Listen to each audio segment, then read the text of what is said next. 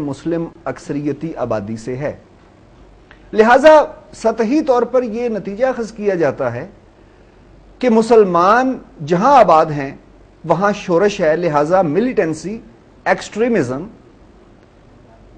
جہالت یا جس طرح بھی ایڈجیکٹیوز استعمال کیے جائیں مسلمانوں کے خلاف وہ اس وقت دنیا میں کیے جا رہے ہیں۔ اس سپرفیشل نقطہ نظر کے پس منظر کیا ہے؟ کیا واقعی مسلمان بطور قوم دنیا میں انتہا پسند ہیں، پرامن طریقے سے وہ رہنا جانتے نہیں، یا دنیا کی دیگر تہذیبوں کے ساتھ ان کے تعلقات درست نہیں ہو سکتے؟ آج کے پروگرام میں ہم ان موضوعات پر ماہرین کی آراء بھی حاصل کریں گے، لیکن اس سے پہلے میں یہ عرض کرتا چلوں کہ ہمیں تاریخ کے اوراق الٹنے ہوں گے۔ 17ویں صدی تک مغربی تہذیبیں مسلمان اکثریتی علاقوں پر قابض ہونا شروع ہوئیں، اور پچھلی صدی یعنی 1984 تک آخری ملک برونائی مغربی تہذیب کے تسلط سے آزاد ہوا۔ برصغیر پاک و ہند کی مثال ہم سب کے سامنے ہے۔ برطانیہ کا ایک ایکسپینشنسٹ ڈیزائن ساری دنیا کے سامنے ہے۔ جس وقت برطانیہ ایک بہت بڑی سپر پاور ہوا کرتا تھا، اس نے اپنے آپ کو ایکسپینڈ کیا مڈل ایسٹ کے علاقوں میں۔ فرانس جس وقت اس کی نیول طاقت بڑھ گئی، اس نے مسلمان اکثریتی علاقوں کو تحقیق کیا۔ تو یہ ایک کلونیلزم دنیا پر چھایا رہا۔ اس کے تاثر اب بھی مغربی تہذیب کی طرف سے مسلمان علاقوں پر تسلط اور ان علاقوں میں مسلمان اکثریتی آبادی سے روا رکھا جانے والا سلوک، اس نے مسلمانوں کی سائیکی پر، ان کی نفسیات پر گہرے اثرات مرتب کیے ہیں، اور ایک تہذیبی تنازع ڈیولپ ہوا جو آج تک جاری ہے۔ ریسنٹ ہسٹری پر نظر ڈالیں۔ عراق پر حملہ 1991 میں ہوا، اس کے بعد عراق پر امریکہ اور اتحادی افواج 2003 میں پھر حملہ آور ہوئی۔ افغانستان پر 2001 میں 9/11 کے بعد حملہ ہوتا ہے۔ دوسری طرف ایک تاریخی اور جغرافیائی سچائی یہ ہے کہ اس وقت دنیا میں 7 ایسے مقامات موجود ہیں جہاں مسلمان اکثریتی آبادی ہے، لیکن وہ غیر مذاہب کے تسلط میں ہے، جس میں فلسطین، کشمیر، عراق، افغانستان، چیچنیا، منڈاناؤ اور گولان کی پہاڑیاں شامل ہیں۔ اس وقت مغربی دنیا اور امریکہ بظاہر یہ اعلان کرتے ہیں کہ وہ جمہوریت کے پیروکار ہیں، اور ان کے اندر ایک اوپن مائنڈڈنس ہے اور ان کے اندر ایک ٹالرنس ہے، لیکن حقیقت کیا ہے؟ ڈنمارک میں شان رسالت کے خلاف جس طرح خاکے شائع کیے گئے، مسلمانوں کی مقدس ترین ہستی حضرت صلی اللہ علیہ وسلم کے خاکے جس طرح شائع کیے جاتے ہیں، اور اس کے بعد ان خاکوں کو تقریباً تمام یورپی ممالک کے بڑے بڑے اخبارات کیری کرتے ہیں اور دوبارہ شائع کرتے ہیں، اور مسلمانوں کے جذبات کو تکلیف دینے کا باعث بنتے ہیں، اور کہا یہ جاتا ہے کہ آزادی اظہار ہمارا حق ہے۔ دوسری طرف فرانس کے اندر ایک مثال سامنے آتی ہے کہ وہاں پہ حجاب اسکول کی بچیوں کو لینے سے منع کیا جاتا ہے، حجاب کو ایک ایشو بنا دیا جاتا ہے۔ ایک دلیل یہ سامنے آتی ہے کہ کیا ننز جو ومپل پہنتی ہیں، کیا اس پہ پابندی نہیں ہونی چاہیے؟ اگر وہ اپنی مذہبی رواداری جس طرح وہ پرچار کرتے ہیں اگر اس پر عمل پیرا ہوں تو پھر حجاب اور نن کے ومپل میں کیا فرق ہے؟ لیکن حجاب پہ بین کیا جاتا ہے جبکہ نن کو ومپل پہننے کی اجازت دی جاتی ہے۔ پھر جس وقت نئے پوپ بینیڈکٹ 16 پوپ جان پال کے انتقال کے بعد اپنا منصب سنبھالتے ہیں تو ریگنسبرگ یونیورسٹی میں انہوں نے کچھ کلمات ایسے ادا کیے جس سے مسلمانوں کی دل آزاری ہوئی. بالخصوص شان رسالت میں ان کے کہے گئے الفاظ موزوں نہیں تھے.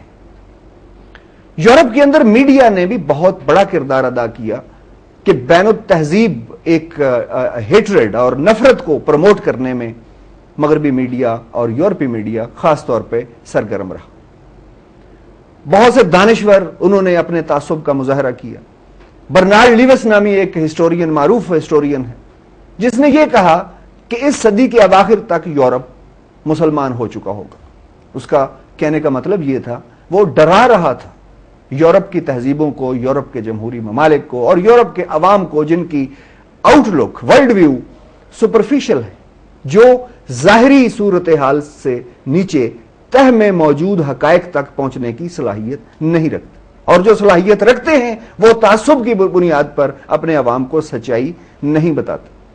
کہا یہ جاتا ہے کہ دنیا میں انتہا پسندی مسلمانوں نے انوینٹ کی، مسلمانوں نے آغاز کیا. تاریخی اعتبار سے یہ بات غلط ہے. جدید تاریخ کا جو سب سے اہم ایک گواہ موجود ہے، 2000 سال پہلے رومن امپائر کے خلاف یہودیوں نے انتہا پسندی اور شدت پسندی اور ٹیررزم اور ملیٹنسی کو ایک سیاسی ہتھیار کے طور پر استعمال کرنا شروع کیا. جیوز اپنے آستینوں میں خنجر رکھ لیتے تھے اور all of a sudden Roman جہاں ملتا تھا اس کو وہ خنجر گھونپ دیتے تھے.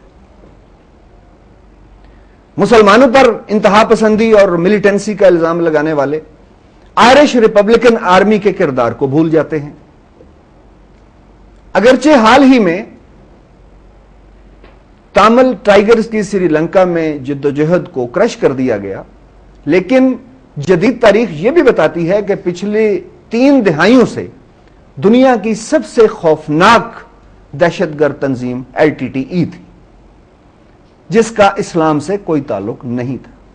تو یہ کہنا کہ اسلام کے ماننے والے دنیا میں دہشت گردی کے فروغ کا باعث ہے، یہ انتہائی حقائق سے منافی بات ہے. دوسری طرف مسلمان اگر حالات کے جبر کے تحت استعماری طاقتوں کے رویے کے خلاف، اپنے علاقوں پر غیر ملکی تسلط کے خلاف اگر جدوجہد کریں تو ان کو انتہا پسند یا دہشت گرد کہا جاتا ہے. یہ درست ہے کہ انتہا پسندی جس طرح حالیہ چند سالوں میں جس طرح اس کو فروغ حاصل ہوا ہے، بالخصوص پاکستان میں، وہ ہم سب کے لیے تکلیف کا باعث ہے. لیکن اگر اس کی بنیاد میں دیکھا جائے تو اس کے فروغ کی ذمہ داری مسلمانوں کے اوپر عائد نہیں ہوتی، بلکہ مغربی استعماری طاقتیں انتہا پسندی کو پھیلانے کی ذمہ دار ہیں. نیوکونز کا نظریہ دنیا کے سامنے ہے. پہلے استعماری طاقتوں نے خود، یعنی برطانیہ، فرانس، پرتگال، انہوں نے دنیا کے مختلف علاقوں پر، بالخصوص مسلمان علاقوں پر قبضہ کیا. اس کے بعد کلونیل وقت تو ختم ہو گیا، لیکن نیوکونز ان کا دور آ گیا، جس میں امریکہ کے پال ولفویز، سابق نائب صدر ڈک چینی، سابق secretary of defence Donald Rumsfeld, یہ لوگ ہیں. انہوں نے امریکہ اور اس کے اتحادیوں کو دنیا بھر میں ٹھیکیدار بنا دیا. جاپان کے ساحلوں سے لے کر فلپائن تک، کولمبیا کے جنگلوں سے لے کے صومالیہ کے خشک میدانوں تک، ہندو کش کی ترائیوں سے لے کر ایران کے بلوچستان تک، دنیا بھر میں فوجی موجودگی.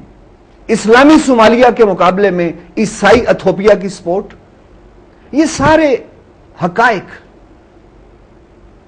اگر ان پہ غیر جانبدارانہ طور پر نظر ڈالی جائے تو یہ حقیقت سامنے آتی ہے کہ آج دنیا میں اگر مسلمان اور مسلمانوں کے اندر کچھ طبقے انتہا پسندی کی طرف راغب ہیں تو اس کی بڑی ٹھوس تاریخی اور مذہبی اور تہذیبی وجوہات موجود ہیں.